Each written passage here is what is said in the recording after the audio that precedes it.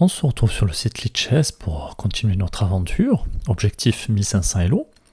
On en est à notre 33e épisode. Je crois qu'on a dépensé les 1400 de pas beaucoup. Hein. Donc on se rapproche de l'objectif. Alors j'ai dit dans la précédente vidéo, n'hésitez pas à dire, est-ce qu'on continue après les 1500? Est-ce qu'on essaie d'aller un peu plus haut, 1600, 1800, je sais pas, 2000 éventuellement? Bon, on s'attend aussi à commencer à perdre des parties par moment ou à faire des égalités. Bon, en tout cas, on a des joueurs qui jouent de mieux en mieux, donc de plus en plus de difficultés à les battre, même s'il arrive que certains fassent encore de grosses erreurs à ce niveau-là. Donc on va essayer d'appliquer notre stratégie et puis on va essayer de repérer des tactiques dans le jeu et voir ce que ça va donner. Allez, je vous propose de commencer la partie. On rappelle qu'on joue en 10 minutes avec 5 secondes de rajout.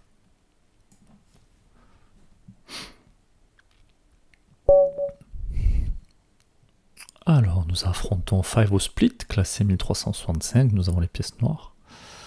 Et nous sommes classés 1432.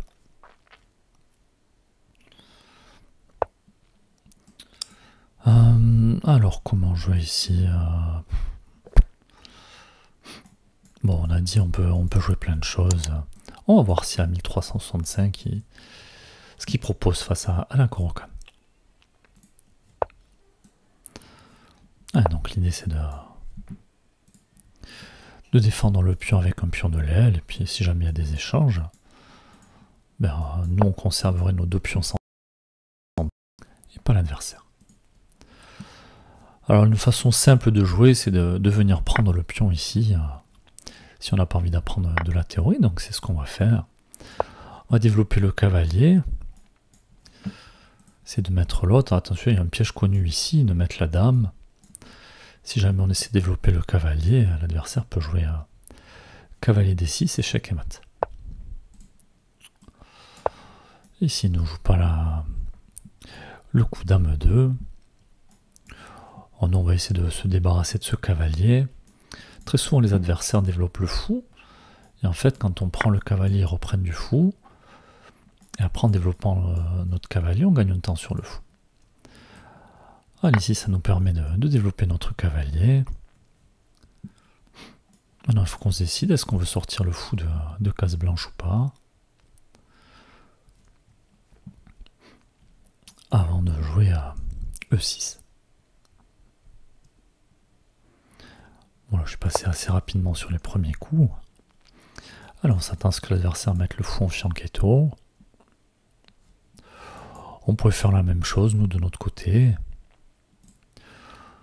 On peut essayer de venir placer le fou pour mettre la pression sur ce pion indirectement. C'est ce qu'on va faire.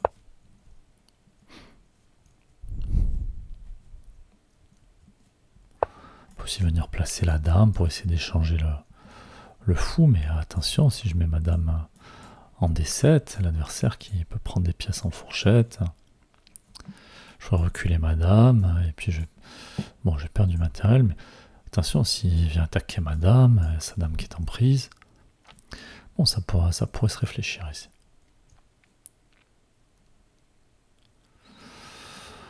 Alors je vais jouer à E6.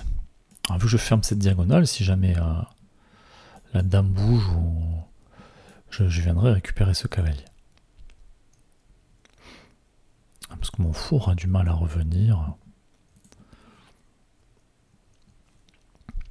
Bon, à voir. Hein. Attention, des coups comme ça aussi. Mais bon, mon adversaire a roqué. Alors, est-ce que j'ai envie qu'il vienne s'installer ici avec son fou? Allez, je vais jouer à H6. Et puis peut-être que maintenant, j'aurai plus besoin de sacrifier mon fou. Je vais venir installer mon fou de case noire. On s'attend à ce que l'adversaire joue un coup comme ça ou développe son fou.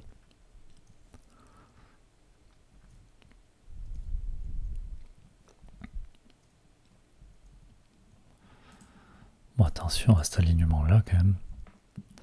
Bon, nous on a quand même dit qu'on voulait contrôler décidément, contrôler le centre et roquer. Donc ce serait bien qu'on sorte rapidement notre fou de case noire. Peut-être que l'adversaire a des idées comme celle-là. Lui qui peut pas venir s'installer ici. On pourrait aussi s'amuser à jouer pour Grand Roc. Hein.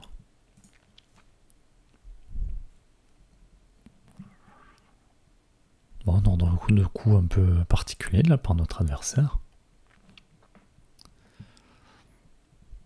Bon, j'ai l'impression qu'on joue un peu vite aussi. Peut-être qu'on devrait prendre le temps de jouer. Après tout, on est à 10 minutes avec 5 secondes de rajout. Et l'adversaire finalement qui décide d'envoyer les pions. Bon, je vais roquer d'abord. Après, je vais m'intéresser à un coup comme celui-là pour mettre la pression sur ce pion. Bon, en plus, l'adversaire qui me force à jouer ce coup-là. Il m'offre aussi une très belle case pour mon cavalier, attention. Hein. Il pourrait venir... Ah, donc là, il y a un pion arriéré, donc une faiblesse chez mon adversaire. Je vais pouvoir la fixer. C'est ce que je vais faire. Il se crée une deuxième faiblesse ici.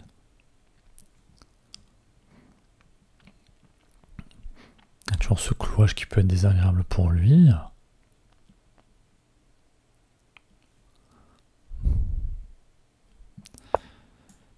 J'allais dire, je peux éventuellement replacer mon fou. Bon.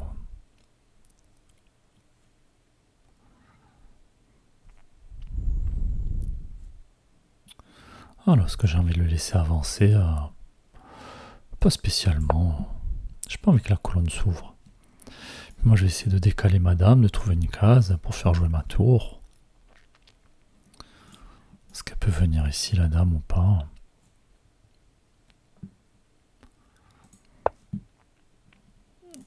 Alors... Où peut aller ce fou? Ben... Attention, ce pion qui est plus défendu par la dame, ici.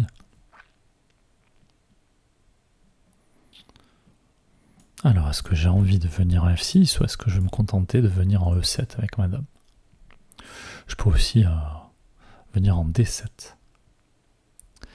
Mais j'aime pas l'idée de venir en D7 parce que je me fais toucher par le cavalier. Donc je vais venir en E7. L'idée étant de ramener la tour et de venir mettre la pression sur ce pion. Le fou de mon adversaire... qui n'a pas beaucoup de cases où aller. Alors maintenant que j'ai une case de repli, je vais peut-être le garder mon fou de case noire. Il va empêcher la tour de se décaler. Et puis je pourrais complètement replier ici. Ah ben attention, si je mets la tour, que l'adversaire pousse les pions, qu'il y a des échanges, il ne faudrait pas que je perde du matériel dans l'enfilade.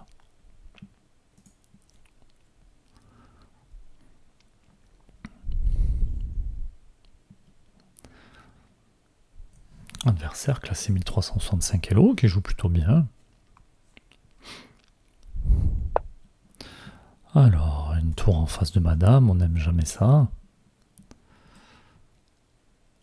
Moi aussi, je vais mettre une tour en face.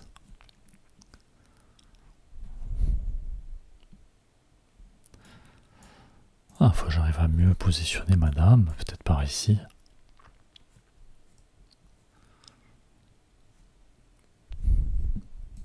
Bon, mon cavalier, pour le moment, qui peut pas rebondir avec le fou adverse. Attention à mon fou à moi qui met la pression quand même. Hein.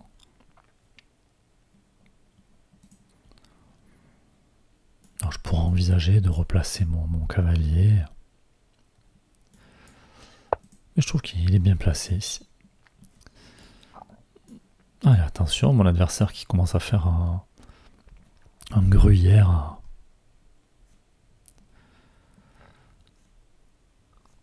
Un gruyère sur case noire. Et il a peut-être pour l'idée de venir échanger. Alors, est-ce que j'ai envie... Après 6 pouces, je suis pas obligé de prendre, hein, je peux aussi avancer. Je vais reculer mon fou. En fait, j'hésite entre reculer le fou et venir le replacer par ici. Ça permettrait de fixer... Et bon, je me dis, si jamais je viens là, peut-être qu'il va venir accueillir le pion. Donc je vais éviter ce genre de choses. Et là, maintenant, si l'adversaire pousse, je pense que je vais pousser moi aussi. Attention, si madame vient elle aussi par ici, je peux aussi anticiper ça en venant avec le fou, proposer cet échange. J'ai le cavalier qui couvre.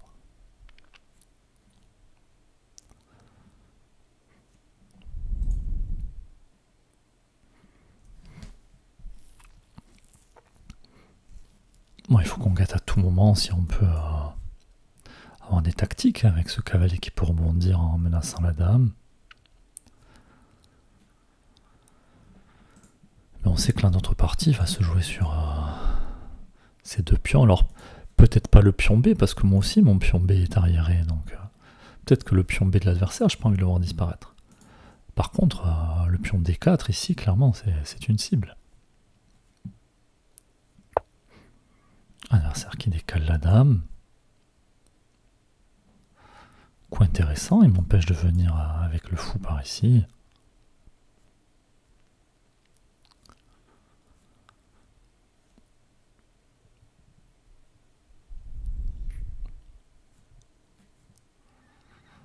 Je peux aussi reculer le fou. Essayer de venir, mais bon, il y a toujours ce cavalier qui couvre. Est-ce que ça sert à quelque chose? Pas sûr. Par contre, maintenant, je peux replacer mon fou de case blanche. J'ai plus de problème de découverte ici. Et si jamais l'adversaire sacrifie le fou, madame peut venir rapidement ici, protégée par mon cavalier. Donc on y va. Venir replacer mon fou. Alors c'est bizarre, ça fait un défenseur de moins.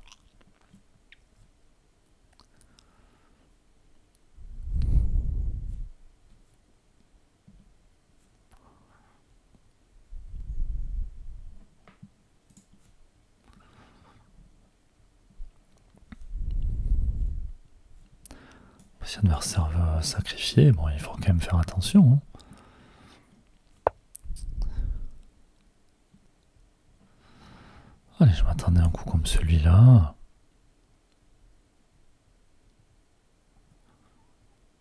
Le problème, c'est que si je prends, mon adversaire va se débarrasser de sa faiblesse.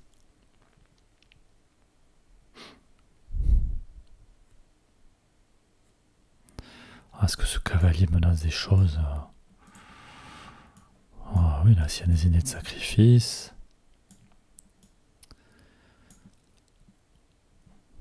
Peut-être que l'adversaire va vouloir sacrifier son fou.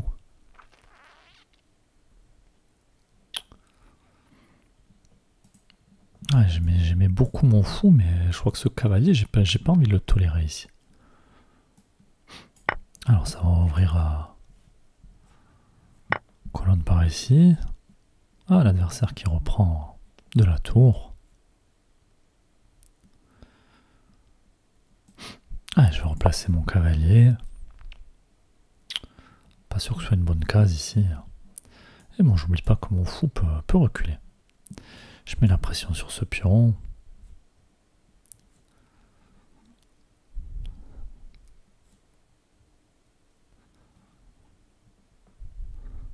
Ah, c'était pas un bon coup de replacer le cavalier ici.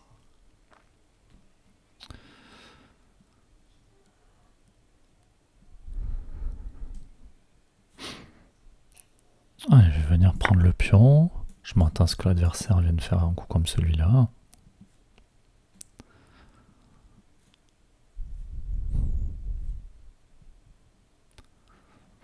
Je vais peut-être essayer de doubler les tours.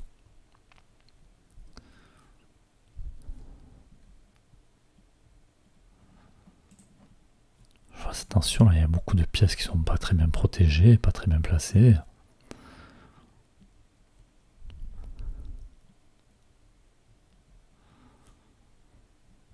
Après, maintenant que j'ai un pion de plus, peut-être que je vais pas amener mon fou là-bas. Il va peut-être m'être utile pour défendre mon roi. Peut-être même venir en G6. Comme ça, s'il y a des idées de sacrifice, Mais la dame ici, elle pourra pas mettre mon roi en échec.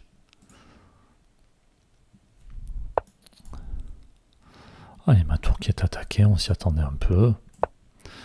On la replace, on va essayer de doubler les tours.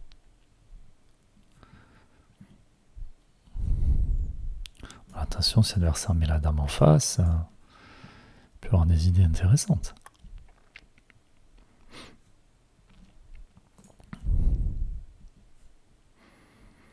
Alors, on est toujours bien au chronomètre, on a 2 minutes de plus que l'adversaire.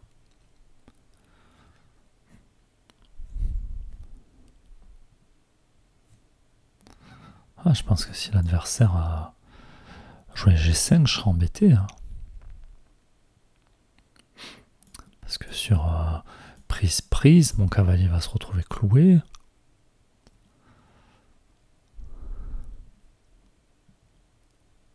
J'aurais peut-être dû envisager de me débarrasser de cette tour aussi. Parce que mon prochain coup, ça ne devrait pas être cavalier H7 pour renforcer la défense de cette case. Alors, l'adversaire qui sacrifie. On s'y attendait. Hein. Alors, il ne peut pas jouer échec pour le moment. Donc là, je vais replacer mon cavalier qui contrôle des cases. Si l'adversaire veut mettre échec, soit avec une pièce ou l'autre, je n'oublie pas que j'ai le fou qui va pouvoir revenir aussi. Je vais pouvoir revenir proposer l'échange des dames.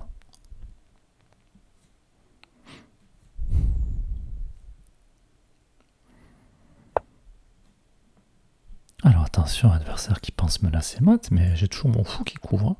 Ça me laisse le temps de proposer l'échange des dames.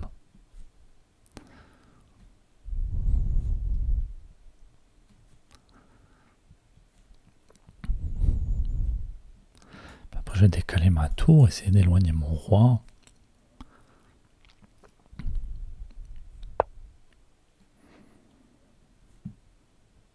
Ok, bah je peux échanger les dames, je vais le faire.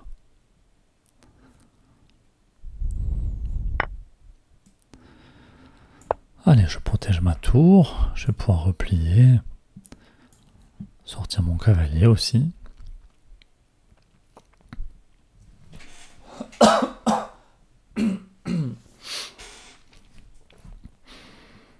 Ah, le roi qui est un peu sous pression, mais... Bon, je vois pas de danger immédiat.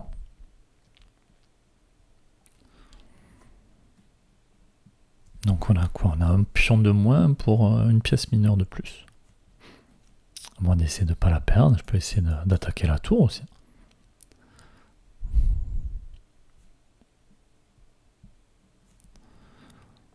Tour qui risque de manquer de cases. Cavalier. Cavalier.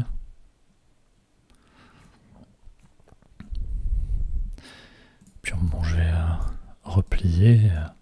J'essaie de provoquer des échanges.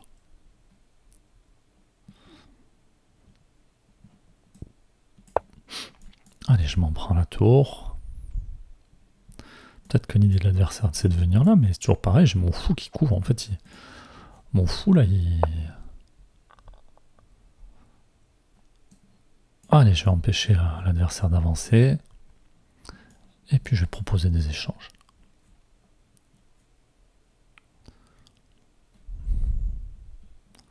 Attention, si le pion avance, je pourrais récupérer la tour.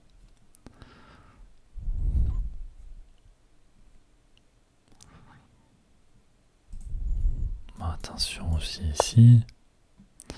Adversaire qui veut refuser l'échange, mais moi je vais forcer cet échange.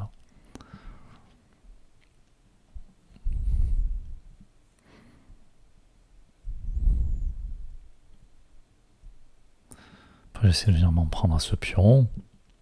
Si ce pion saute, il peut y avoir des idées de sacrifice.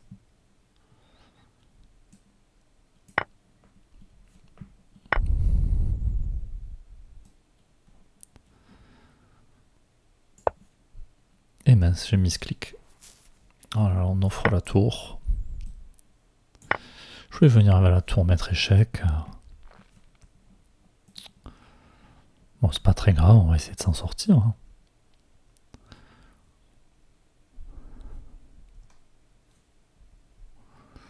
Attention, la tour de l'adversaire qui a pas beaucoup d'endroits où elle peut aller. Alors, est-ce que je suis pas en train de lui faire une case de sortie par là? Je pourrais prendre sur échec. Et s'il pousse.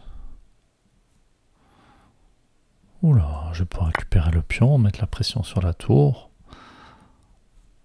En fonction d'où voit la tour, faut se méfier, il peut y avoir des échecs à la découverte.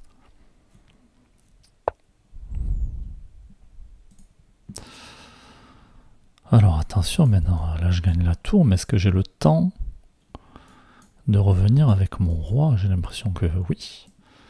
Allez, échec. Et l'adversaire qui abandonne. Alors de manière assez surprenante, parce qu'il aurait quand même dû prendre le temps de calculer sur le roi qui se décale, si je prends, avance le pion, et... Alors soit il calcule très vite, et il a vu que le pion n'avait pas le temps d'arriver. Voilà, soit il a juste dit je vais perdre la tour, donc j'arrête là. Bon, je reviens sur ce coup là, ici où je voulais venir jouer échec, éventuellement venir ici pour prendre ce pion. Et puis bon, mais misclick, de toute façon ça fait partie de mes habitudes de faire des misclicks. Heureusement j'avais le fou qui couvrait la case, c'était pas très grave. Et on a réussi à s'en sortir quand même. Bon, mais on continue notre petit bout de chemin, malgré cette grosse erreur en fin de partie. On va quand même demander à l'ordinateur ce qu'il a pensé de notre partie. Même si je pense qu'il n'a pas dû apprécier beaucoup le fait qu'on offre notre tour.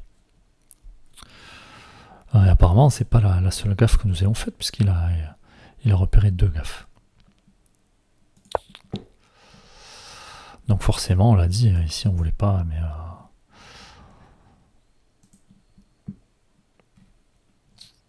Et l'autre gaffe...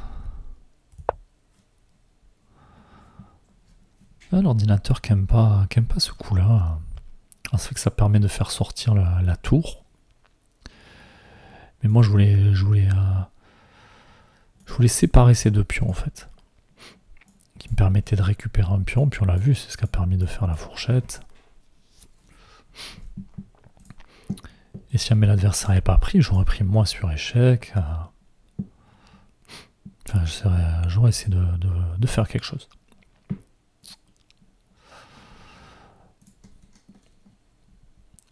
Bon, désolé pour ce petit misclick qui nous a donné quelques sueurs froides.